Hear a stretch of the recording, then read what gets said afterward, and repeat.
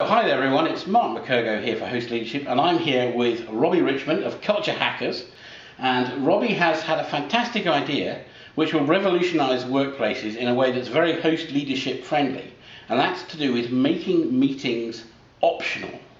Robbie, where on earth did you get that idea? Yeah, I was talking to some friends of mine, Dan Mezek, the author of The Culture Game, he and I collaborate, and we started experimenting with this concept of what if you make it completely optional. And at first companies would freak out. They'd say, well, nobody's going to show up to our meetings.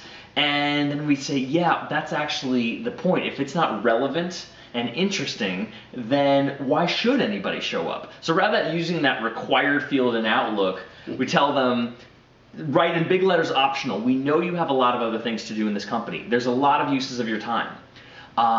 Only come if it's really relevant. And what I found experimenting with it was some people that you thought should be there didn't show up. Others that you thought had no interest would show up. But the ideas that came about as a result were amazing, and the energy of the room was on fire. I had a 6-hour meeting once that was just pure energy because everybody in the room actually wanted to be there. Wanted to be there, wanted to be engaged. Yeah.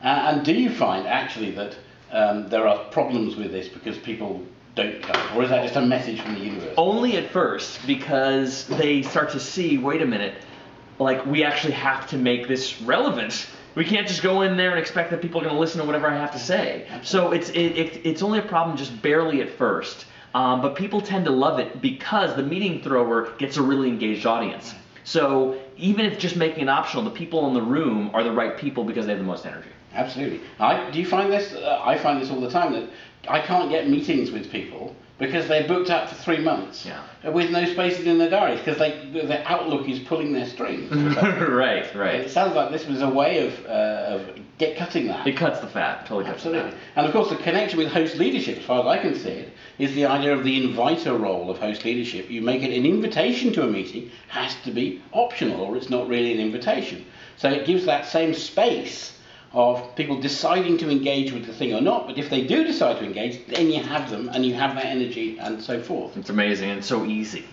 So it's a thing for host leaders out there. Think about how do you invite people to meetings rather than simply tell them to come, and how much benefit are you going to get from that. It's a fantastic tip.